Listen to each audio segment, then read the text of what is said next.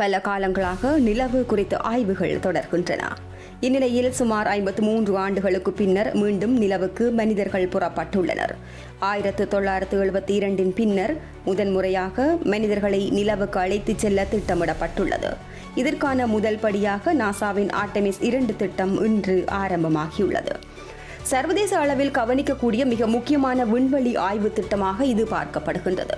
நமது பூமிக்கு ஒரே துணைக்கோளாக நிலா காணப்படுகின்றது. கடந்த நூற்றாண்டில் அமெரிக்காவும் ரஷ்யாவும் போட்டி போட்டு நிலவு குறித்த ஆய்வுகளை மேற்கொண்டிருந்தன. இதற்காக தொடர்ச்சியாக பல விண்கலங்களும் அனுப்பப்பட்டன.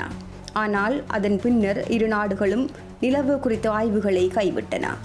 சமீப காலமாக மீண்டும் நிலவு குறித்த ஆய்வுகள் முக்கியத்துவம் பெற ஆரம்பித்துள்ளன. அமெரிக்கா, இந்தியா உட்பட பல்வேறு நாடுகள் மீண்டும் நிலவுக்கு விண்கலங்களை அனுப்பி ஆய்வுகளை ஆரம்பித்துள்ளன. இந்த சூழலில் அமெரிக்கா மீண்டும் நிலவுக்கு மனிதர்களை அனுப்பும் முயற்சிகளை எடுத்தது. இதற்காக கடந்த சில ஆண்டுகளாகவே தொடர் சோதனைகள் நடத்தப்பட்டன. அனைத்து சோதனைகளும் வெற்றிகரமாக முடிந்த நிலையில் இன்று நாசா மீண்டும் மனிதர்களை விண்வெளிக்கு அனுப்பியுள்ளது. 32 மாடி கட்டடம் உயரமுள்ள ஸ்பேஸ் லான்ச் சிஸ்டம் என்ற விண்கலம் 4 விண்வெளி வீரர்களுடன் விண்ணில் சீறி பாய்ந்துள்ளது. இந்த விண்கலம் இலங்கை நேரப்படி இன்று காலை 3:54 ஏவப்பட்டது. விண்வெளி பயணத்தில் சிறு வானிலை நிகழ்வுகளும் முக்கியத்துவம் பெறும் என்பதால் வானிலை மாற்றங்களையும் குழு கூர்ந்து கவனித்து வருகின்றது. அமெரிக்காவின் புளோரிடாவில் உள்ள கென்னடி விண்வெளி மையத்திலிருந்து ஆர்டெமிஸ் 2 குழுவின் இந்த விண்வெளி பயணம் தொடங்கியுள்ளது.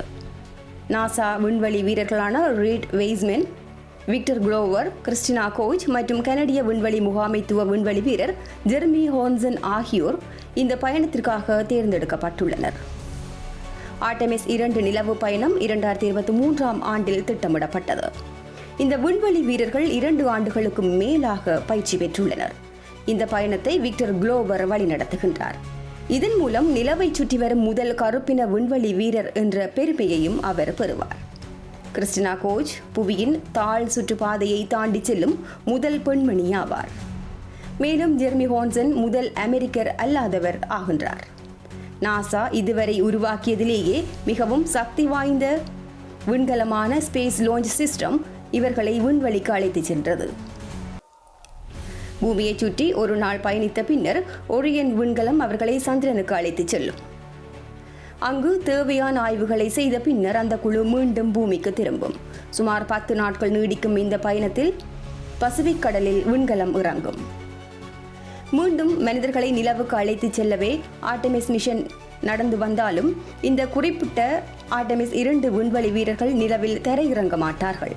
இவர்கள் நிலவுக்கு மேல் சில 1000 கிலோமீட்டர் தொலைவில் அதை சுற்றி மட்டுமே வருவார்கள். ஆர்டெமிஸ் 4 மிஷனிலே விண்வெளி வீரர்கள் நிலவில் தரையிறங்குவார்கள் என தெரிவிக்கப்பட்டுள்ளது. இந்த திட்டம் 2028 திட்டமிடப்பட்டுள்ளது. 1972 ஆண்டு நடைபெற்ற அப்போலோ திட்டத்திற்கு பின்னர் சுமார் 50 ஆண்டுகளுக்கு மேலான இடைவெளியின் பின்னர் மனிதர்கள் நிலவின் சுற்றுவட்டார பகுதிக்கு செல்வது இதுவே முதன்முறையாகும். விண்வெளி ஆராய்ச்சியில் ஒரு வரலாற்று சிறப்புமிக்க நிகழ்வாக நாசாவின் ஆர்டெமிஸ் 2 விண்கலம் 4 விண்வெளி வீரர்களுடன் இன்று நிலவை நோக்கி பயணிக்கின்றதனை கூறலாம்.